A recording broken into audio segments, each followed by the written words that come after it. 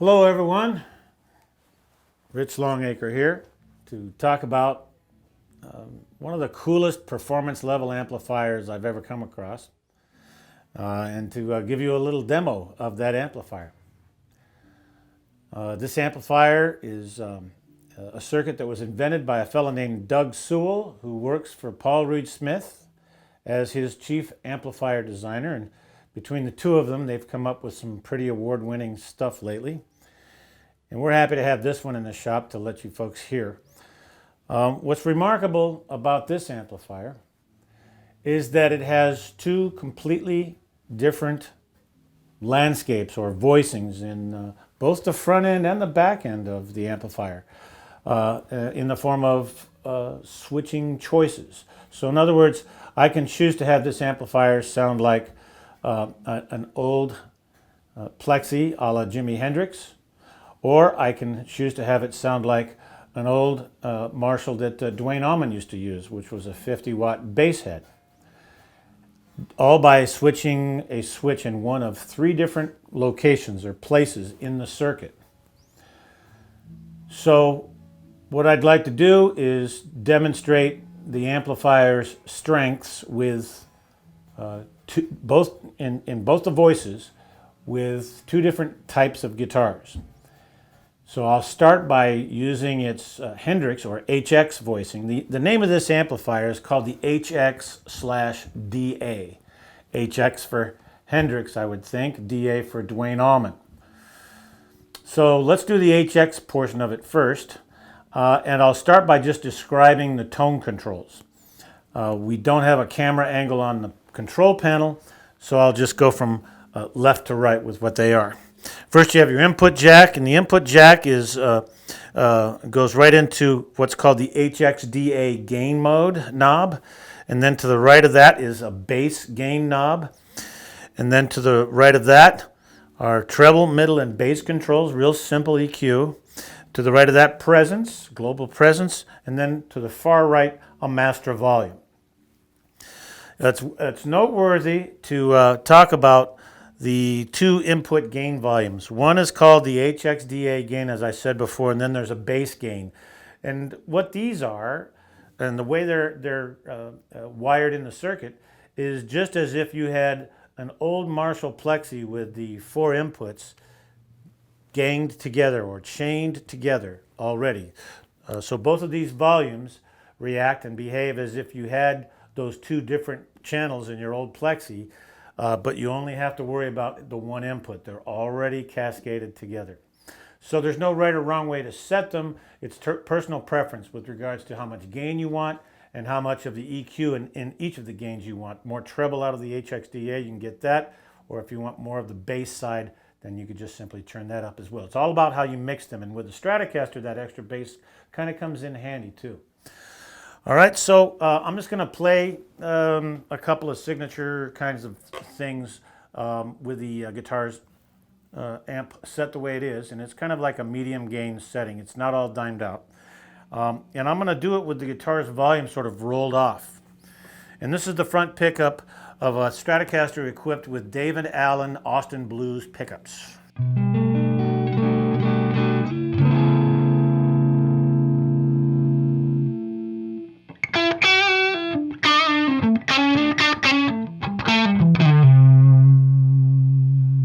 So I'm able to just sort of really play softly or hard, depending on my pick attack, and the amplifier responds wonderfully to my touch as to whether or not it distorts or whether or not it stays clean.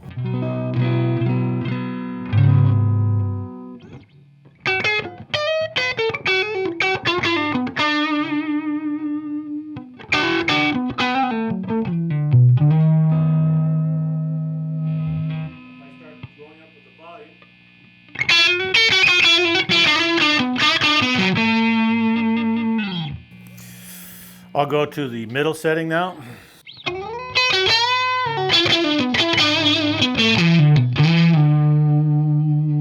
And now I'll go to a humbucking pickup to show what it behaves like there.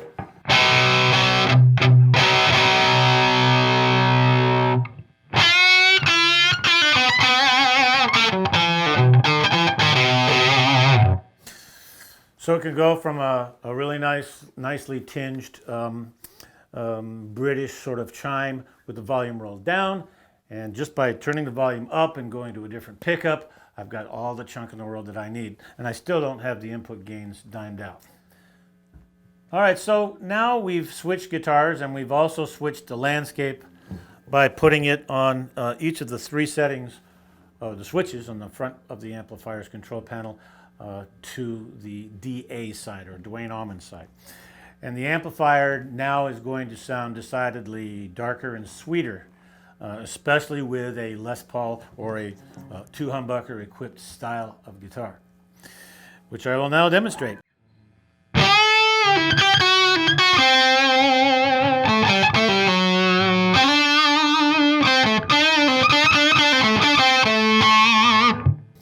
That's the front bridge pickup.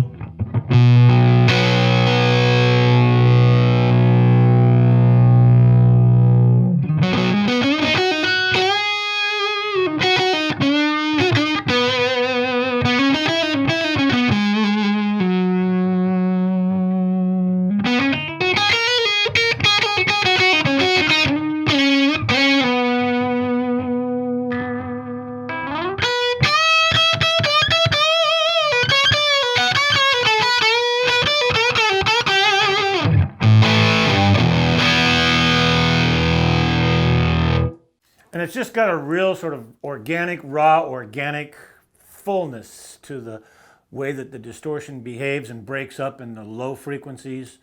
You know, almost fuzzy, but still with plenty of definition and musicality, which is what you sort of get when you play through an old Marshall that has those kinds of characteristics as well. This amplifier happens to be a 50-watt all-tube amplifier. And this head is sitting on top of a 212 cabinet loaded with Celestion Vintage 30s. The cabinets, both the front panel of the head and the front panel of the cab, are finished in a Makena blue finish, but you can get it finished any way you want to for the same amount of money if you so desire to have a wood cabinet that's to match your Paul Reed Smith, we'll say. That's one really cool thing about these cabs. The options on them don't cost you any extra money if they're cosmetic. So this particular amplifier, by the way, I'll also point out, has been hand-signed by Mr. Paul Reed Smith himself. So that's pretty much it. I wanted to demonstrate the way the amplifier behaved, in brief, so that you can get an idea of what it was capable of. And that's it. Come in and try it. Thanks a lot for your time. Thanks for listening. We'll see you next time.